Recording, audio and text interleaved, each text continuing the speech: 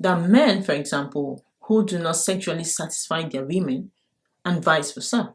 Health conditions could happen. Erectile dysfunction could affect their sexual drive and their sexual abilities, as a matter of fact. Now, this was not the case from the beginning, but this has crept in the course of their relationship. So what do people do at this juncture? Hello, besties. How are you guys doing? You see, this particular topic here is one that I think is not very spoken. It's not very out there. People just talk about it maybe when they've broken up, and then they say it's hush hush to ears only. But I decided to raise that mic and talk about it here because this is the comment section where we all have an opinion, and I'd like to hear yours. I would like, as a matter of fact, I want this our community to be big and for us to keep living our opinions, because I believe that way it will help curb ignorance and spread more information. Yeah. Right. So today we'll be talking about sexual incompatibility between a man and a woman in a relationship, be it a marital relationship or a casual relationship or a serious relationship, I'll say. Do you know that? Contrary to popular belief, but I would say it's not so popular anymore as more women are speaking out.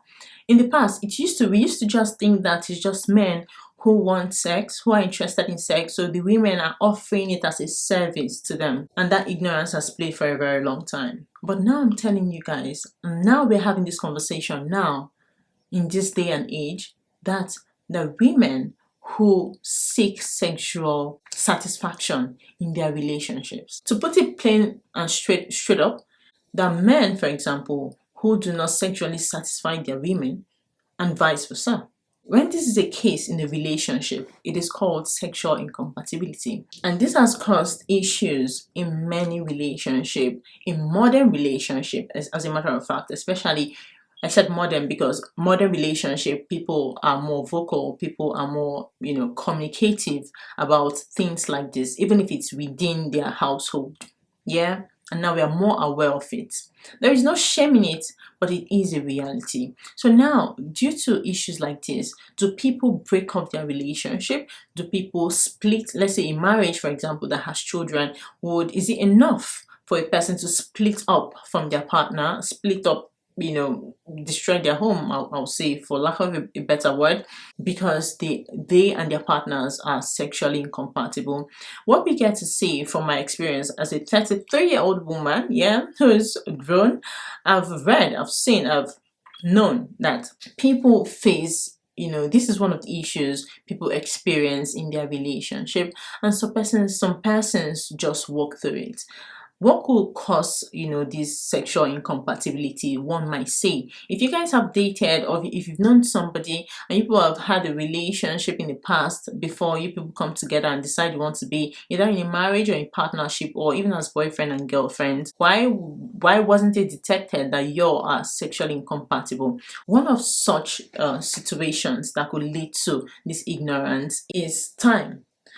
Because it so happens to some people that whether the man or the woman, due to life circumstance, health issues, either of the partner's sexual drive might drop, either of the partner's sexual drive could increase, more so in women's cases, because there is scientific information that as women get more mature, especially nearing the late 20s to the early 30s, they become more sexually early 30s to the 40s, they become more sexually excited than when they are at their younger age. I can attest to that myself, for my own self. Whereas for some women, it could be the opposite effect, right? Especially if they now have children and stuff. So these things would definitely play a role, in affecting their relationship. And for the men, for example, health conditions could happen. Erectile dysfunction and several other health conditions could affect their sexual drive and their sexual abilities, as a matter of fact. Now, this was not the case from the beginning, but this has crept in the course of their relationship. So what do people do at this juncture? For some persons, they split up. I was listening to this interview by Stella Damasos when she was being interviewed by Teju Babyface, and she mentioned something regarding, sexual incompatibility. I'm like, I was also listening to this couple who came on a podcast. They were talking about how they were able to manage their sexual incompatibilities. I'm like, wait, this is a topic. So these kind of issues, amongst other issues that happen in a relationship, can do a whole lot in weakening the health of this relationship. And it's interesting when people speak about it, because it creates more awareness, and it creates, especially those who haven't embarked on a relationship, even the younger folks, to be honest, to be aware that there is a thing like this. Because as a matter of fact, the thing is, there is no more ignorance as more people are talking about it.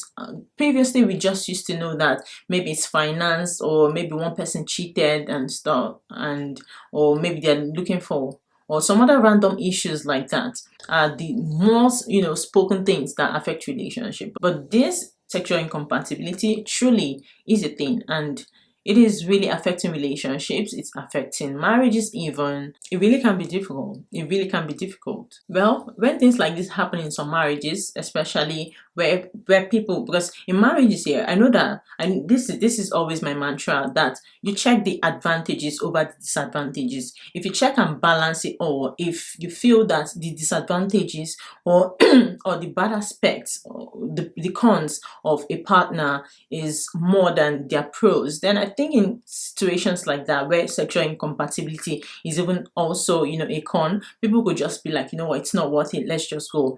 But whereby a person has a partner whom they think is good, and they're able to work things out, their communication is good, these other aspects of their relationship is good and working and thriving, they find it very sticky a situation to call it quits because of sexual incompatibility, you see. And this is where compromise comes to play, and sacrifice. Some persons, let's say if it's in the case of a woman, even we see this more in maybe childbearing. If a woman is not able to bear a child, even like in the Bible, when Sarah wasn't able to have a child, she had to pass her house help to her husband Abraham, right? This is pure compromise, because she loves her husband so, and she knows that he desires to have children, but not pressurizing her.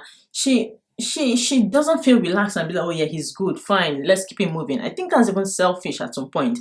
The Sarah thought to make suggestion to her husband just because of how much he loves him. And this kind of situation, some other persons even bring it into their relationship. I've seen married men, I've seen a married couple, an elderly couple, their children are about my age, back in my home country. The man was what's it called, impotent or something. He wasn't able to sexually satisfy his wife, and he didn't mind his wife having men on the side. This is compromise as well. Might not work for everybody. Some persons, as a matter of fact, don't want to hear about it. But I come to think about it, if you are so aggravated or angry about it, isn't that selfishness?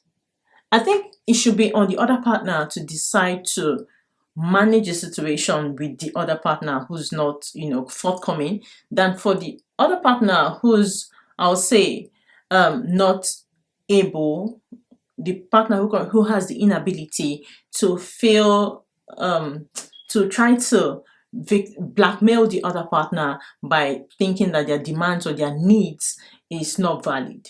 I think it's unfair. So what do you think?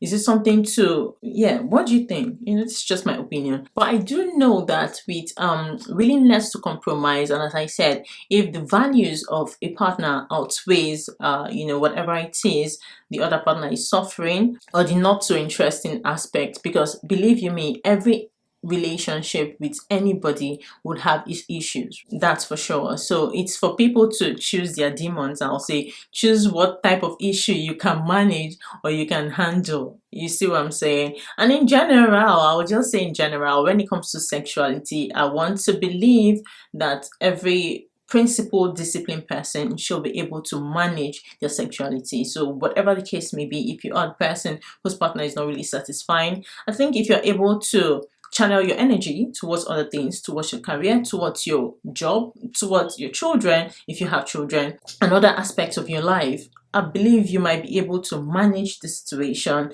whilst looking at the bigger picture of whatever it is you guys are building as a couple, yeah, as a union, right? But let it not just be my words. Let me know. Let everyone, let everybody who's listening and watching and reading know our opinion in the comment section. I think this is an interesting topic. I'll see you. I'll see you in the next video.